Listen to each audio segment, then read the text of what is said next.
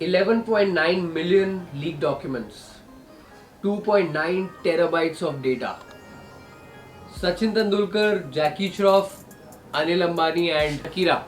Tie all of these terms on your Google search and Google is going to throw you up this term called Pandora Papers.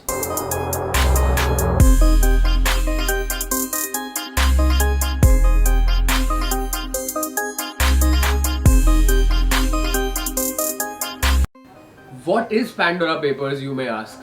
Well, this is a term that you would find strewn all over the financial newspapers in the past month. What is it exactly?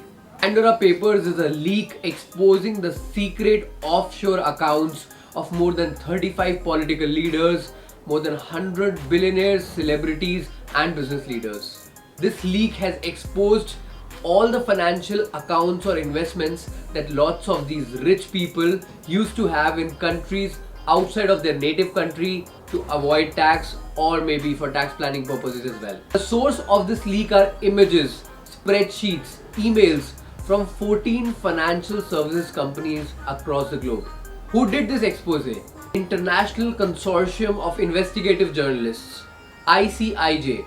600 journalists from across the world came together, joined their hands to come out with the most expansive expose of financial secrecy till now. From India, Indian Express took part in this expose, just FYI. Now why is it that you should watch this video? What are you going to get out of it? It's because in this video we have broken down what is the structure through which they plan their money outside of their native country, put it there safe for them so that they can keep it there away from the eyes of the government and the tax department in their home country. If you're interested in understanding through examples, through diagrams, how money is planned, taken out of a native country and kept safe somewhere out, then this video is for you. This leak has unearthed information about more than 300 Indians who have assets outside of India. Well, now a lot of you may have this question. Is it illegal to keep money outside India? Is it illegal to have assets outside India? Well, the answer is yes and no. Well, I'm saying yes and no because it depends on the facts whether the money you have taken outside India or the investment that you have outside India is legal or not. Whether the money that has gone out of India has gone through legal channels or not. Whether the limit specified for taking money outside India, currently it is $250,000, 250,000 US dollars. That is the amount that you can remit outside of India without any issues because that is the limit. Plus, it's also important whether you have paid taxes on the amount which you're remitting outside India or not. So if things have been done legally, then it's not illegal to keep assets outside India. If it's not the case, then yes, the assets that are outside of India are not legal and the people who are holding such assets may face a tough time from the tax department. Currently, the Indian government has launched a multi-agency probe involving the Income Tax Department, the Enforcement Directorate, to investigate if there is any wrongdoing by any of the people, any of the Indians who have been named in such papers. So without further ado, let's get into the news articles and understand the structures being put in place by these rich people to take their money outside of India. In 2018 and 19, for 1 year, the losses of this company stood at 500 crores. And the total losses of the company stood at 107,074 crores. The home buyers had already lost the hope of getting a home in the wake of all these losses. But while all of this was happening and the investors and the home buyers were angry with the group, conspicuously, discreetly transferred assets or money worth 77.73 million US dollars to 4 entities in a country called British Virgin Islands. British Virgin Islands is a tax haven.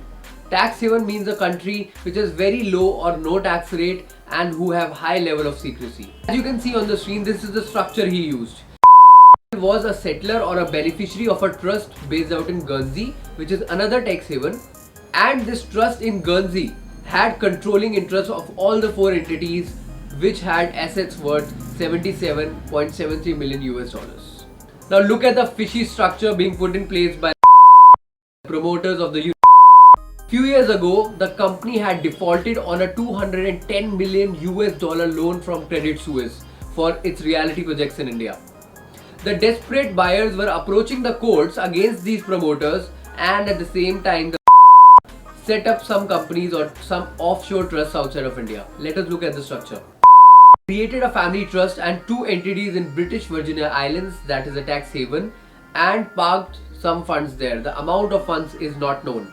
At the same time, changed her nationality from being an Indian to being a citizen of Commonwealth of Dominica. Ask me why. Because Commonwealth of Dominica does not have any extradition treaty with India.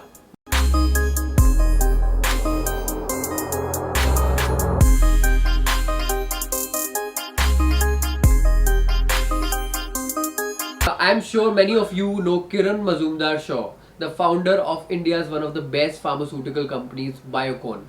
It's in the pharma sector. Kiran Mazumdar-Shaw is married to a UK national called John Shaw. Her name and her husband's name also came in the papers due to their investments in a company in Mauritius called Glentech International and also an offshore trust. Now, whether there was a foul play or not, Kiran Mazumdar-Shaw says there was no foul play. She says that the Mauritian company Glentech International, all the funds of this company have been paid into it by the foreign currency earnings of his husband John Shaw. So it has no relation with India. Now this Mauritian entity, Glentech International, has invested in the shares of Biocon through legal means. All of this is already there in the papers and financials and the government knows about it. And Biocon pays dividend to Glentech International, which is properly taxed in India and accounted for in the tax return of John Shaw. So she says there is no issue with this investment, this Glentech International, through which investment is made in Biocon India. Also, there is a trust called the Deanstone Trust, which came under the scanner and had linkages with the Shaw family. Kiran Mazumdar-Shaw says that the Deanstone Trust has no Indian beneficiary. All the beneficiaries of the assets under the trust are the foreign nationals or their foreign relatives, and the money that is kept there is properly taxed and has no relation with any income generation activity in India. So this might be a possible case wherein there might not be any foul play and the investment made outside India and the trust are legitimate. Hence, at the end, I'd like to say that whether all these people are on the right side of the law or the wrong side of the law, only the department or the agencies can tell. But there are a few learnings before I leave you with this video. Number one, tax planning is acceptable but tax avoidance is not. Tax avoidance is highly likely going to land you up in some sort of soup. Second, financial planning is very important. We see a lot of companies defaulting on the loans that they take from the bank.